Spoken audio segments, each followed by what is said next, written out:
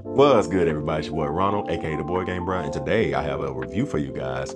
Again, big shout out to the Op Game for sending me this one. If you're into chess, if you're into making moves, this game is for you. And today I'm talking about the two-player game, Culls. All right, so this is Culls. I've got everything set up for a two-player game. Of course, it is a two-player game, and I'm just going to briefly talk about what you are trying to do in Culls. So you have these little spots. So there's going to be a red player, and then there's also going to be a blue player. What you're trying to do is you're just trying to get 5 chips in a row. That is it.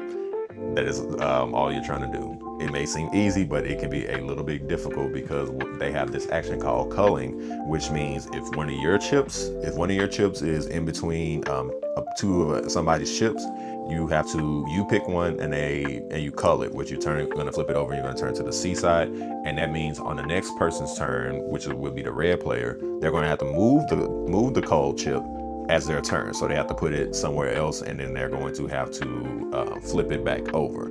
So that may seem simple, but as the board increases with the size of chips and everything, you can do you can kind of trip up your opponent just a little bit in what you're trying to do. I'm going to set up an example. Here. So let's say, for an example, you're trying to call this ship. You put this ship down, you call this one. They're going to be forced to move this one.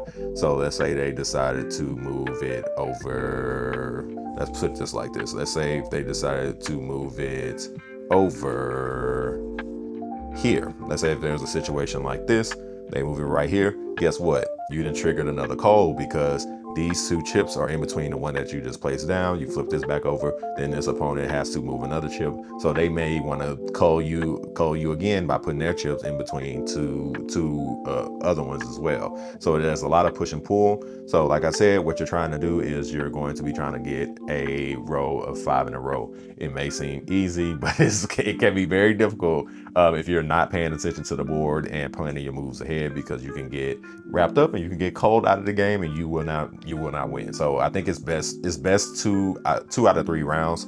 And yeah, if you like chess and things like that, this is going to be the game for you. So what do I rate Culls? I rate Culls a good 9.1 because I really enjoy, one, you can fit everything in this bag here, and 2, it's not hard to teach, but it is hard to master when you're trying to get that 5 in a row and you're trying to stop your opponent by thinking 3, 4, 5, 6, 7 steps ahead. It's an amazing game. I know it's a redo, but again, I'm glad they got a hold of this. If you guys can get Culls, get Culls. It's not even expensive, and it's just a fun 2-player game. So that wraps up my review. Big shout out again to the Op Games for sending me this, and it's your boy Ronald, and I'm out of here, cousins. Peace.